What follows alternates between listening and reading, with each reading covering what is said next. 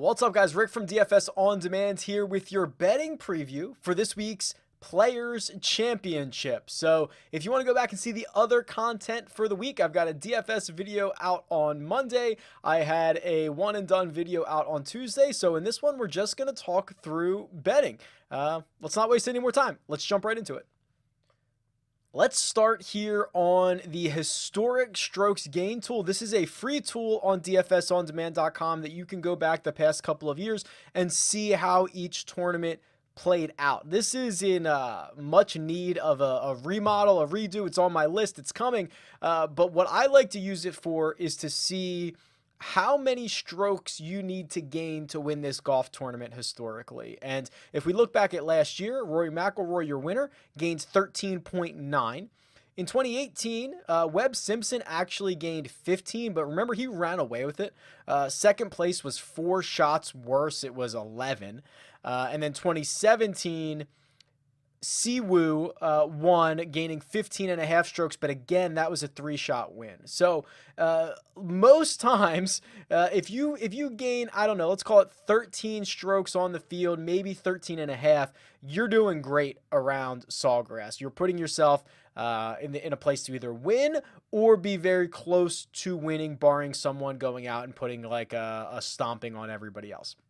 So I have a feeling that when I plug this into the tournament predictor and change this to 13 or 13.5 strokes gained, it's going to bring a lot of guys back into play. And it's going to show you that a lot of guys can get to this score. So let's see what happens. Let's try 13.5.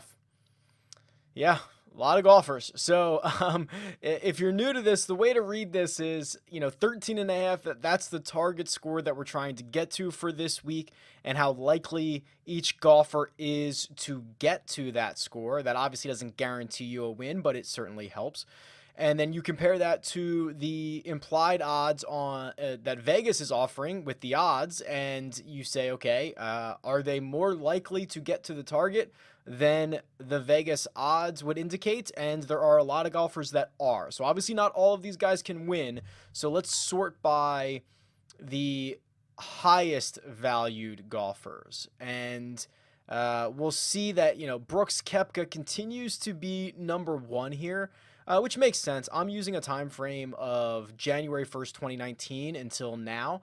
So all of his, a lot of his really high upside wins are still in my database, and they are still being factored into this calculation. If you go really recently, I bet you that drops pretty. Yeah, he's like off the first page. I can't even find him. If you drop him off, if you move the date to something more recent. But we'll go back to our January 1st. And Brooks Koepka, so the way that this reads is he's going to get to the target score 13% of the time. Vegas odds have him winning at 45-1 about 2% of the time. So he would be like by far the best bet to make. Now you have to use a little bit of your brain here and say, well, Brooks Koepka's not playing all that well. That's why his odds have kind of gotten to where they are. Now the next couple guys are really interesting though, and guys that I would actually consider wagering on. Adam Scott, who I have at 35-1, who's won 2 of his last 3 or 4 starts worldwide. So he pops up here a lot because he does have that upside. I have him getting to the winning target score about 11.5% of the time. Vegas thinks he's going to win it about 2.7. And then this one here, Patrick Cantlay. 22-1. I should probably bet this. Vegas has him winning this about 4.5% of the time. I have him getting to the target score 12.5% of the time. Let's change it to 14.5. What is Patrick Cantlay? Wow, yeah. So Patrick Cantlay is getting better. Kind of the higher you take this. So what if you take it to 15 strokes gained? Yeah, he's still there. 15.5, still a value. 16, still a value. 16.5, still a value. Barely. 17. Yes, 17 by the tiniest of margins, 0.03, 17.5. This is where we're going to lose him, right? Yeah, okay. So basically, what this is saying, this is kind of interesting when you do it like that. Patrick Cantlay would still be outpacing his implied odds even if he needed to get to 17 strokes gained in this event to win it, which I have him getting there about 4.38% of the time. Vegas has him winning 4.35% of the time. So Cantlay, certainly a pretty good bet for this week. Wow, that was interesting. I was not expecting that. So we'll lower this back down to 13.5, which is I think where we had it. So Cantlay is probably a guy who's gonna have to get a wager from me before this tournament starts, just based on this information alone. I mean, his ceiling is so high. He's won big time events before. I mean, he won the Memorial, which is obviously a great field, great event. So that's kind of noteworthy.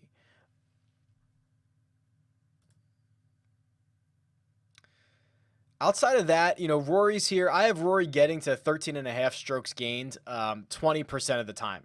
A fifth of the time he's getting there. It's a massive number. He's almost always going to show up on this predictor. Dustin Johnson is here. So again, I'm probably getting a lot of DJ's better events from last year before kind of the downfall.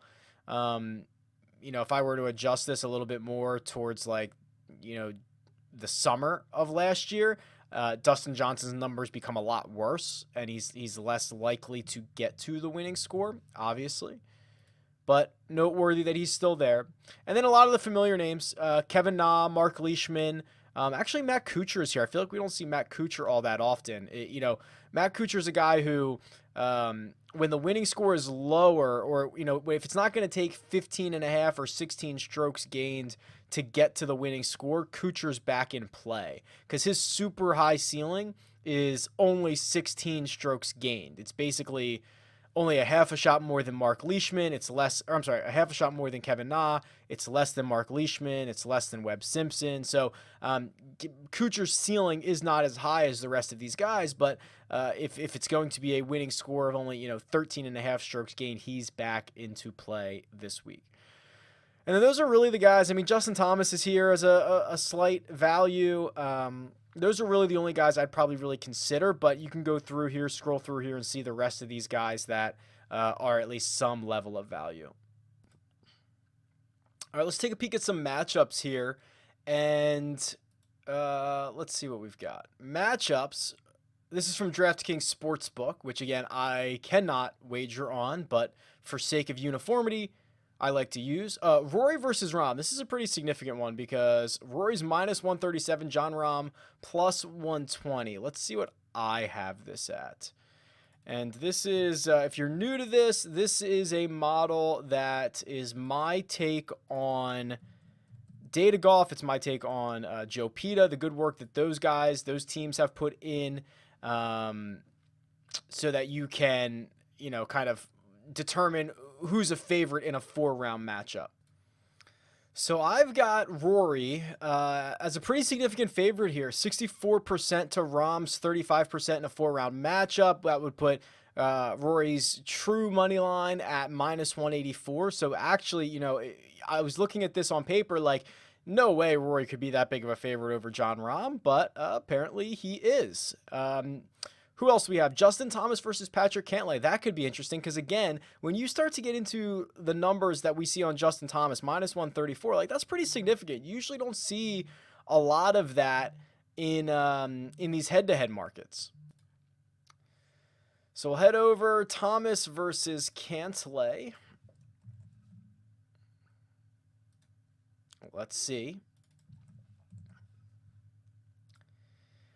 Ooh, Cantlay, the favorite in my model. I've got Cantlay winning this 52% of the time. Quite honestly, I agree. There is very little respect for Patrick Cantlay in the betting markets. So I have Cantlay as the small favorite here, which The DraftKings Sportsbook has Justin Thomas at a pretty significant favorite. So, yeah, that would be a pretty significant bet on the Patrick Cantlay side of this at plus 120. Obviously, the thing that my model can't figure out is the fact that Cantlay's been out for a couple weeks with a surgery to repair his deviated septum. So, if that adversely affects him, I guess it's certainly possible that these numbers are a lot closer. But in the results that they've played, Patrick Cantlay, pretty significant value because he's a small favorite, but getting plus 120, that has got to be a side you're interested in. What else do we have? I want guys with a lot of rounds in here. How about Fowler versus Reed? Both minus 106. I would imagine Patrick Reed's got to be on the better side of this, especially recently compared to what Ricky Fowler has done. But let's see. Yeah, okay, I've got well, this is almost kind of a pretty good line. I've got Reed at minus 107. It's minus 106. Basically Ricky's on the other side of that plus 107, but this doesn't count in the VIG obviously, but 51 to 48 edge, 51.8 to 48.1 edge for Patrick Reed. Too close, probably not a bet for me. And let's do one more.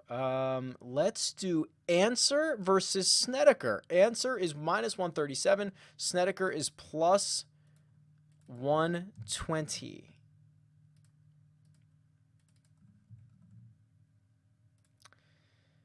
Ooh, Snedecker, pretty significant. 55% to beat Abraham Answer. So I have Snedecker should be about minus 125. He is actually plus 120. So if you like this model, what I believe this to be is a bet on Snedecker, a bet on Patrick Cantlay, probably a no bet on Fowler and Reed, that matchup, and then a bet on Rory if you like that side of the Rory and Rahm matchup. So very, very interesting. And then I'll run through, I just want to look at the nationality props. I've been pretty good at those the past couple of weeks. We hit top Australian last week. We hit top Englishman a couple of weeks ago. Let's see if any that just pop out here. English, let's try Scotland. Spain, Rahm's going to dominate that one. South Africa, no thank you. Asia, no thank you. Although I will tell you, no, never mind. Top 3 was not paying enough there. Fitzpatrick, top 4 European player. Fitzpatrick is paying 320. That one's kind of interesting. Feels like a really good place for him to continue to play well. Terrell Hatton told us he was going to be drunk until Wednesday of this week, so he might not be playing well. Fleetwood could be in the midst of something, a little bit of a downturn. Paul Casey, not that great. So those are the guys ahead of him. So Matthew Fitzpatrick plus 320. That's pretty interesting for top 4 European. Canada, I guess I'm always a Corey Connors fan, plus 300, but I probably wouldn't bet it. I do like Johnny Vegas a lot, but not to be top South American against Grillo, Munoz, and Neiman. So that's probably out. Korea out. Ireland, no. Continental Europe. This is kind of interesting. Sergio plus 600 to be top Continental European. So he'd have to beat Rahm, he'd have to beat Stenson, Hovland, and then it gets worse from there. Wiesberger, RCB, Molinari, Sabatini, Victor Perez, and Sepp Straka. I do like Sergio. I don't know if I would bet him because the problem is you still have Rahm here. Maybe top 3, you can get him at plus 120. That seems pretty good. I might do that. Britain and Ireland, probably no thank you. Let's see what Mexico says. No, it's only Answer and Carlos Ortiz. Austria is only Bernd Wiesberger and Sepp Straka.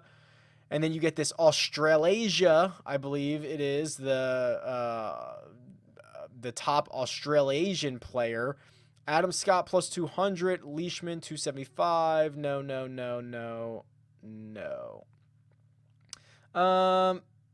Okay, so no, not too much here. Continental European, Sergio Garcia is interesting. What was the other one that I liked? Fitzpatrick, top European or at least top 4 would probably be the bet that I would make. All right, that'll do it. Betting preview for this week's Players Championship. I hope you enjoyed. Tweet me at RickRunGood. Leave a comment below. Best of luck this week. See ya.